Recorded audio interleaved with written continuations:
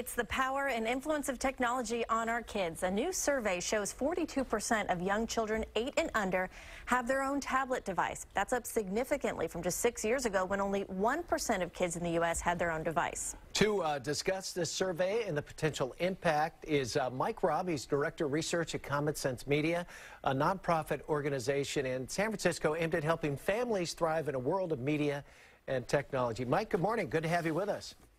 Thank you for having me. All right, I don't think we're surprised by the numbers whatsoever, but for some it might be disturbing. Should we be concerned that, kids 8 and under have access or have their own phones or tablets?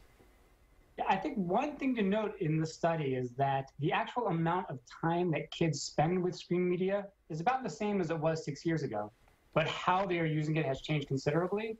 So you're right, they are using far more mobile media than they have in the past.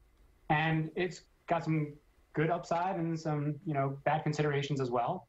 When something is mobile, it's more personal, it's more individual. It's harder for parents to necessarily see what a kid is doing on them.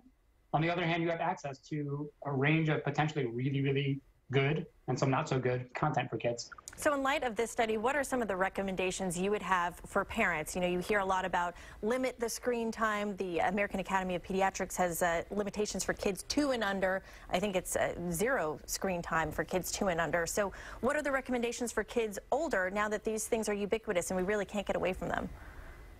Yeah, what I usually recommend is that people think a lot more about balance than they do about counting every single screen minute, which is very difficult to do. You have to think, is your kid doing the things that we know are good for kids? So getting enough play, having a lot of positive interactions with their parents or with teachers, having time to do their schoolwork, getting time for reading, eating well and sleeping well. And if you can check off a lot of those boxes, then you don't necessarily have to worry about every single screen minute. But when they are using, we really do recommend that they try to find things that are age appropriate for them. Other things that we recommend for parents especially is to model the behavior that you want in your own children. So if they see you using your devices at the dinner table, maybe more inclined to do so as well. Well, and I guess Will Ferrell has done a PSA trying to have device-free dinners, and I can't understand, when you go out to dinner, a lot of times even couples or 4 people, 2 kids, that kind of thing, they're knee-deep in their phone. They're not even talking or enjoying their meal. It's really common to see people out to dinner with their phones, and even within people's homes, people do it all the time as well. We do recommend, as part of having a healthy media lifestyle, that people have device-free dinners and device-free meals, because that really is a great opportunity for parents and kids to talk about what's going on in each other's lives, free of distraction. So, if you do feel like devices are overwhelming you, a small step that you can do is just carve out that time at mealtime. Put the devices away, put them on silent, get them out of view, so that you can have an enjoyable dinner with your family. And Mike, you talked a lot about balance. What are some of the red flags that parents should notice that maybe they may not realize that there is a lack of balance? What are some things we should be aware of?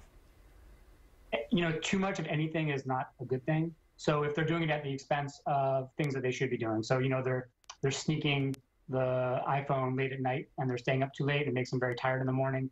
Right. If it's coming at the expense of doing schoolwork, things like that. If they really seem really, really upset when you try to pull it away, if they seem to show like they are having a really difficult time living without the devices, that's a time when you may want to consider, I need more strict rules and more balance in the kinds of things that I'm doing.